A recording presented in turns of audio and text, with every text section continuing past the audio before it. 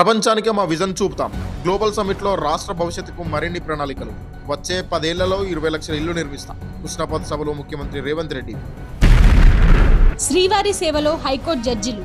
High court న్యాయమూర్తులు justice ఈవి Venugopal, justice G Praveen Kumar దంపతులు బుధవారం శ్రీవారిని దర్శించుకున్నారు. ఉదయం వీఐపీ బ్రేకులో శ్రీవారి ఆలయం వద్దకు చేరుకున్న న్యాయమూర్తులకు టీటీడీ అధికారులు స్వాగతం పలికి మూలమూర్తి దర్శనం చేయించారు. అనంతరం రంగనాయకుల మండపంలో వేదాశీర్వచనం అందించగా టీటీడీ అధికారులు తీర్థ ప్రసాదాలు అందజేశారు.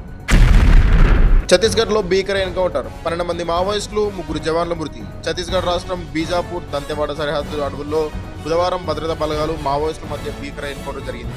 ఎదురుకాల్పుల్లో 12 మంది మావోయిస్టులు, 3 డిఆర్జీ జవాన్లు మరణించారు.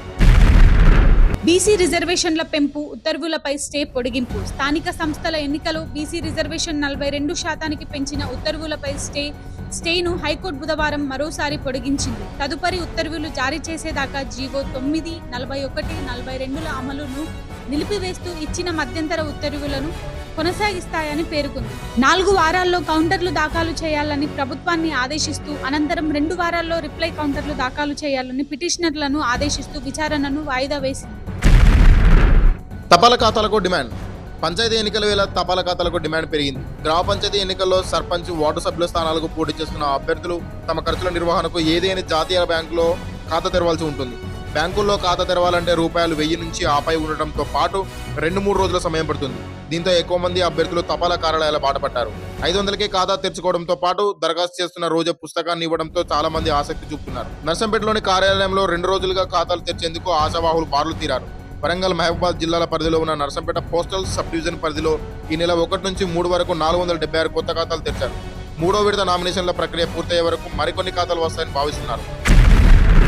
రాహుల్ను విమర్శించే స్థాయి కేటీఆర్ కు లేదు. జగ్గారెడ్డి. కాంగ్రెస్ అగ్రనేత రాహుల్ గాంధీని విమర్శించే స్థాయి టీఆర్ఎస్ కార్యనిర్వాహక అధ్యక్షుడు కేటీఆర్ కి లేదని పీసీసీ కార్యనిర్వాహక అధ్యక్షుడు జగ్గారెడ్డి పేర్కొన్నారు. ఆయన బుధవారం గాంధీ భవన్ లో మాట్లాడుతూ, రాష్ట్ర విభజన చేస్తే కాంగ్రెస్ కు నష్టం జరుగుతుందని నేను రాహుల్ గాంధీకి చెప్తే తెలంగాణ ప్రజల ఆకాంక్ష నెరవేర్చాలని సోనియా గాంధీ తాను నిర్ణయం తీసుకున్నామని ఆయన నాతో చెప్పారు. ఆయన రాజకీయ విలువలు, విజన్ ఉన్న నాయకుడు.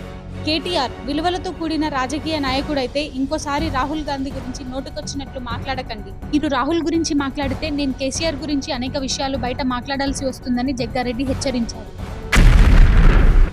అన్నదాతలకు బోనస్. వర్షాలతో వరి దిగుబడి తగ్గి ఖర్చు పెరిగిన తరుణంలో రైతులకు సన్నరకం ధాన్యానికి బోనస్ ఆసరాగా నిలుస్తుంది. ఉమ్మడి వరంగల్ జిల్లాలో 4 జిల్లాలపై మొంత తుఫాన్ ప్రభావం కారణంగా పంట నేలవాలింది. నీటిలో మునిగి దిగుబడి తగ్గడానికి కారణమయ్యాయి. ఎకరాకు 4 క్వింటాల మేర తగ్గడంతో లాభం పోయినట్లయింది. సన్నరకం వడ్లకు క్వింటాకు 500 బోనస్ రూపంలో రైతులకు అందడం ఉపశమనాన్ని ఇస్తుంది. తొలుత ప్రైవేట్లో ధాన్యం విక్రయానికి ఆసక్తి చూపిన కర్షకులు బోనస్ డబ్బు జమ అవుతున్నాయనే సమాచారంతో మన నిర్ణయాన్ని మార్చుకున్నారు.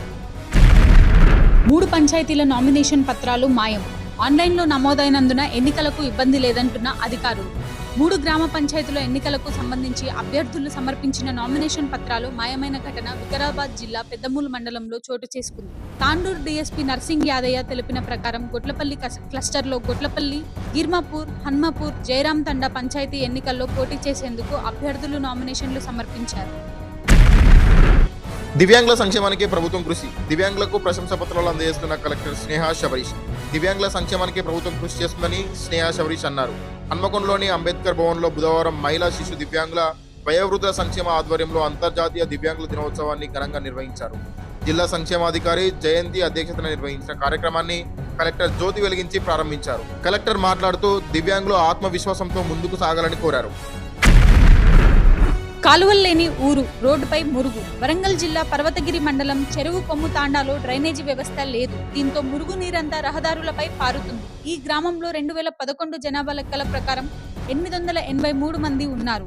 713 ఓటర్లున్న పంచాయతీకి ఆది నుంచి సైడ్ కాలువలు లేకపోవడంతో తీవ్ర ఇబ్బందులు ఎదుర్కొంటున్నారు. గత ప్రభుత్వం హయాంలో నూతనంగా ఏర్పడ్డ పంచాయతీలో మౌలిక సదుపాయాలు కల్పించాలని గ్రామస్తులు కోరుతున్నారు.